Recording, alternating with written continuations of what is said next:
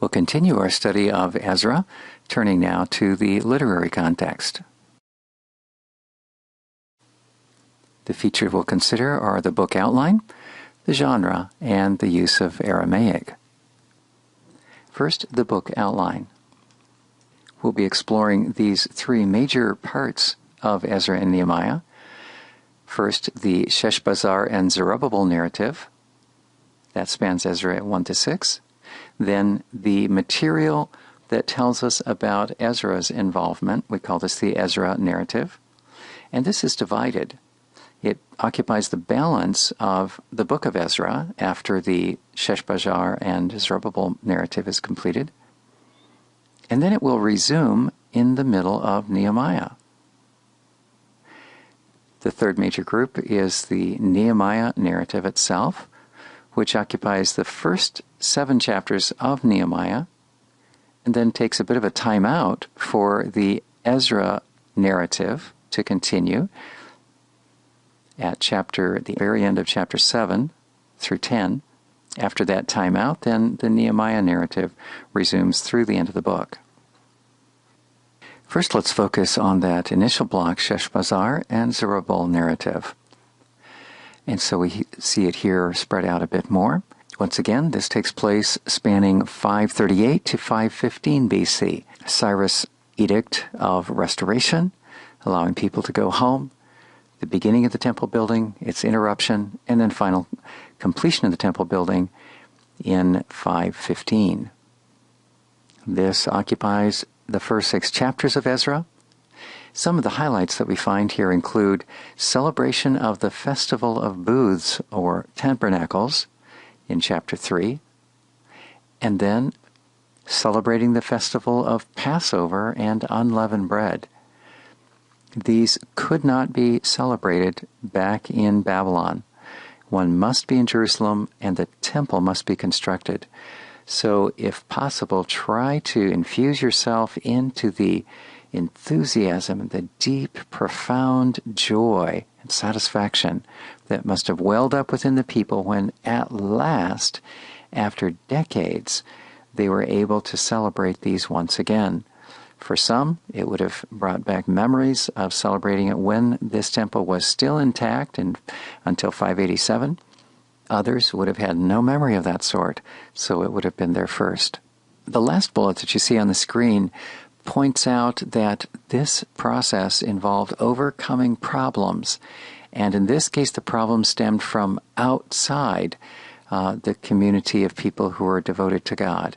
Neighbors who were living in the environs of Judea who opposed. And despite these problems, which you will read about as you read Ezra, despite these problems, the people prevailed, and God gave them the ability to complete the mission of rebuilding the temple. That's the top bullet that you see. Now let's move on to the middle, the Ezra narrative. This occupies Ezra 7 through 10, after the Sheshbazzar and Zerubbabel material is done. That rounds out the book of Ezra. And then we'll encounter this Ezra figure again towards the middle of the book of Nehemiah. Once again, the time frame for Ezra himself, 458, arriving 13 years before Nehemiah. And then continuing on, we choose 445, not because Ezra ended then, or that he died or something like this, but rather that's just the last recorded event we have in the Ezra-Nehemiah books, and that concludes the book of Nehemiah. In all likelihood, Ezra's ministry continued some years thereafter. As far as Ezra himself, his background, we know that he was of priestly descent, and this gave him particular authority to lead in areas of teaching the law of Moses and also making sure that the sacrifices were taking place. He is noted as especially skilled in the law of Moses, a very unusual qualification that's mentioned about him. 3 of the achievements that stand out to us are, for one thing, pulling together and then successfully making the transit from Babylon to Jerusalem, a 4-month journey. We find in Nehemiah 8, where his narrative resumes, that he is involved in reading of the law, and that is the Pentateuch, the Torah, public reading, and the people crowd around him. He doesn't do it alone. He has some other Levites, which incidentally he has specifically recruited at one point in the process when he saw that there were not Levites among the group that he was going to lead back to Israel. He stopped and he made sure he reached out to a particular community, and as a result, a cluster of Levites were added to the entourage, and they become pivotal in helping in the public reading and explaining. It's a very rich passage in Nehemiah 8, public reading and explaining of the Torah, the law. As we saw in the earlier bullet, Sheshbazzar and Zerubbabel, they overcame an external problem, opposition from surrounding neighbors. Ezra as well overcomes a problem, but here we could describe it as a problem from within, and that is this very painful problem of the mixed marriages, and that occupies Ezra 9 and 10.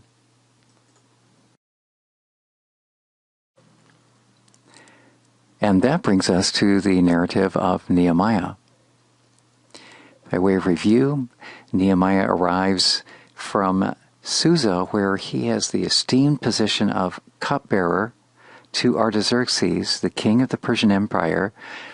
And if you're not aware of this, to be the cupbearer is equivalent to being part of the secret service, because a very simple way to take out a political leader would have been to poison them. And if you're the cupbearer, you are testing the food that's presented to the monarch by tasting it yourself. So you are guaranteeing the safety of their food. It's an incredibly responsible position. And here is a Jewish individual in a foreign court occupying that role. When he learns in the winter of one year from a brother of his returning from Jerusalem of the dire condition of the city of Jerusalem, it grieves him deeply. Several months later, Artaxerxes observes his sorrowful countenance and asks what's the matter, and Nehemiah discovers that God is prospering his request of the king that he would be dispatched to Jerusalem in order to rebuild the walls and just help the overall well-being of that community. That's what happens in 445 from Susa, capital of Persia, all the way to Jerusalem. The parts of the book that bears his name, which concentrate on Nehemiah the person, are the first 7 chapters, with the exception of the last fragment of the end of chapter 7, which opens up the Ezra material, the middle material. And then Nehemiah's own story will resume in chapter 11 and continue through the end of the book of Nehemiah. As to his role and position, he is an administrator. He is watching out for the well-being of the people as a whole, in more of a political sense, in contrast to Ezra, who is filling a religious, spiritual, priestly role. Principal achievements that we want to recognize for Nehemiah himself, they involve, first of all, leading the people to complete the construction of the wall. And this took place in that same year, 445, in the time frame of September-October. It took them just a little over 50 days because of the careful organization. Something to keep in mind relative to the importance of building that wall. If you've ever had opportunity to visit a city where in medieval times or earlier it was walled and you've seen the walls intact, it gives you a sense. If you haven't actually been to one, you can call up pictures from film that would give you that, help your imagination in that way. Here's the point. In that era, that time frame, if the city wall is not intact, then the people are just completely vulnerable. We noticed in particular that when Nehemiah makes his survey of the wall, he points out that some of the gates are burned. Not difficult to ascertain that the gate is the most vulnerable point of any wall. And they are vulnerable to battering rams, and they are vulnerable to burning. And the gates in Jerusalem were still burned some 80 years plus later after the destruction of Jerusalem. So it's on his heart, it's on his mind that they must restore security by reestablishing the defense system of the walls. Another achievement that he makes has to do with repopulating Jerusalem. We might not realize this unless it were told to us, but given that Jerusalem was so vulnerable, people made best use of their own safety by not living in Jerusalem. They would live out on their farms, keeping close to their food source. In fact, it took concerted effort by Nehemiah to arrange for portions of the various family groups who were living outside Jerusalem to send representatives that would take up residence in Jerusalem, making it a living city once again. The temple was already there, but people were not moving in. It was not a secure place. The last bullet on this page is something we want to point out as a credit to Nehemiah's ministry. We could list it as an achievement, but we're following a bit of an expression pattern that we've seen in terms of overcoming problems either within or without. When we come to Nehemiah, we can see that there is problem within and also problem without that he is helping people to overcome. A problem within, oppressive taxes. In chapter 5, we discover that some of his own people who had authority to assess taxes, they were oppressing the people economically. Listen to the fervor of his defense of the poor in Nehemiah chapter 5, verse 6. When I heard their outcry, these are people who are subjected to these unfair financial practices. When I heard their outcry and these charges, I was very angry. I pondered them in my mind and then accused the nobles and the officials. I said to them, you are exacting usury, and that's a technical term for unfair interest, from your own countrymen. So I called together a large meeting to deal with them and said, as far as possible, we have bought back our Jewish brothers who were sold to the Gentiles. Now you are selling your brothers only for them to be sold back to us. They kept quiet, for they could find nothing to say. So a remarkable credit to Nehemiah. Not only is he working architecturally, rebuilding the wall to secure security for the people, not only is he arranging for people to change their life pattern, repopulate Jerusalem, but when he sees how some are treating others, he makes sure that they stop. There was also a problem from without, and this will resemble what we saw in the first wave of people returning. That's back in the 538 time frame. Zerubbabel's group that's rebuilding the temple, they experienced opposition from the neighboring peoples. Nehemiah experiences the same, and he overcomes that. He bands the people together to defend as they continue with the work project. The last comments regarding literary context, which we'd like to observe, have to do with genre and acknowledging the use of Aramaic in the book of Ezra. As to genre, the style that we encounter in Ezra and Nehemiah could be described as autobiographical. Sometimes it's called their memoirs. They're reporting on their own experiences in the first person. It's also interesting to realize that some of the correspondence between opponents of either the religious community or opponents of the rebuilding of the wall itself, this kind of correspondence, it's thought, must actually have its source in Persian state correspondence, so the Persian archives. It's a fascinating window into some of the Persian archives. As to the language in which this is written, here's one of the places of the Hebrew Bible that is not written in Hebrew, but rather is written in Aramaic. This is entirely appropriate, particularly when we look at something like the Edict of Cyrus, because Aramaic would have been the official language of the Persian Empire. They would have operated in Aramaic as the Babylonians before them. Some of the other correspondence that you see on the screen also, those portions are in Aramaic within Ezra, very suitable for those particular pieces of the story. And now let's turn to theological context. Some of the themes that we see arising from the books of Ezra and Nehemiah are these. The twofold theme revolving around restoring God's people from captivity. First, the theme of achieving security from opposition that is located outside them, security from external opposition. And then achieving fidelity within. See if you can trace those as we explore theological context in the last slide. When we ask ourselves, what's the character of God that is especially brought to the fore in the books of Ezra and Nehemiah, we'd have to lift out as most prominent the character of God as faithful. At least that's what I would lift out. Perhaps there's some other features that would particularly impress you. His faithfulness we see evidenced by the fact that after this period of captivity, he is making good on his promise to restore the land to the people and to restore the people back there to the land, in spite of the fact that they are in the clutches of one of the major world empires, the Persians.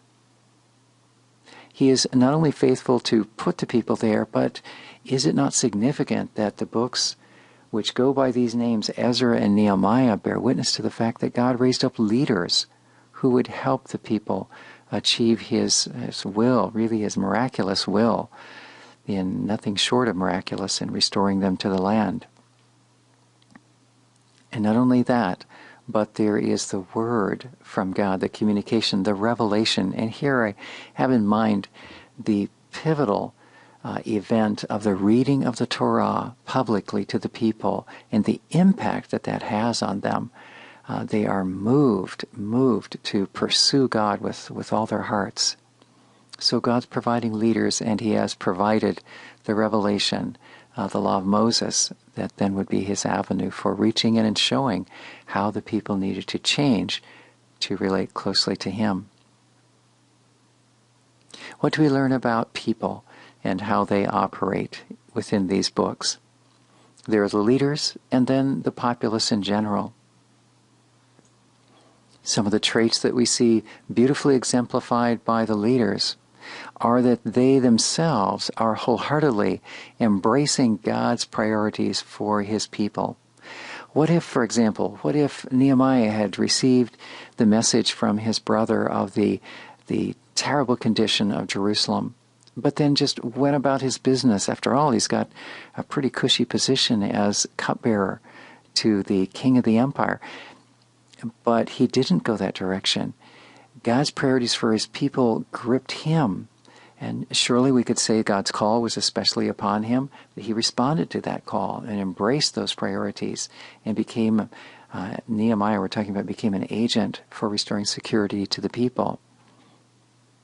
Also restoring fairness to the people. We're thinking again of Nehemiah. And this expression becoming solely devoted to God. Here I'm thinking about Ezra's role as he saw that the intermarriage was preventing the people from relating to God in wholehearted devotion. This was something that they had been cautioned against, and yet they had slipped away. And as a result, they were afraid that influence from the culture of non-Jewish wives was going to, culture and religion, spirituality, was going to undermine them. It's interesting, they actually point to Solomon. They name him and say, was it not the foreign wives he married that led his heart astray? Now we could discuss and debate, I'm sure, with real profit, how this was carried out, and is this something that would be incumbent on people today? That's probably not the most useful useful expenditure of our time at this point, but let's do observe positively that when the people saw that something was expected of them, a hard decision in order to follow God wholeheartedly, they did not shrink back, and the leaders were willing to lead them in that way. They had just come out of exile because they had turned their backs on God, and now they're trying to do whatever possible, whatever necessary to not repeat the just tragic and devastating mistake and punishment that they've already gone through. This is part of the backdrop for putting away the foreign wives and children, in a very, very painful chapter that we read here. The leaders are also involved, and here we're thinking of Ezra, in explaining God's word, how vital this is if the people are to follow God, they must know what God is looking for and what his character is like. They are defending God's people against opposition. What an important role. A leader should be one, as the expression shepherd suggests, protecting the flock. Here are leaders that are protecting the people against the opposition of persons in the Judean countryside who wish to stop the forward motion of the religious renewal, spiritual renewal under Ezra, and the safety that Nehemiah wants to bring by restoring the city walls. So much for the leaders. What about the people in general? We find them willing to pursue God. As they hear, for example, the law being read, their hearts are moved, and they are willing to make difficult decisions in order to ensure that they are following God just as completely as they know how.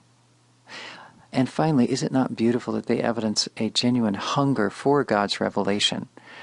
They are eager to hear. They stand in the rain. They stand and listen to it being read for hours on end, and so are then able to respond and move up in their relationship with God. These are some patterns that we could do well to learn from and implement in our own relationship with God as well. If you haven't read Ezra and Nehemiah yet, I hope that this overview will give you a greater appreciation as you do read it. If you have already walked through these books in your own reading, hopefully these lectures have tied together some of the themes and help it to operate as a more cohesive whole in the impact of its spiritual message.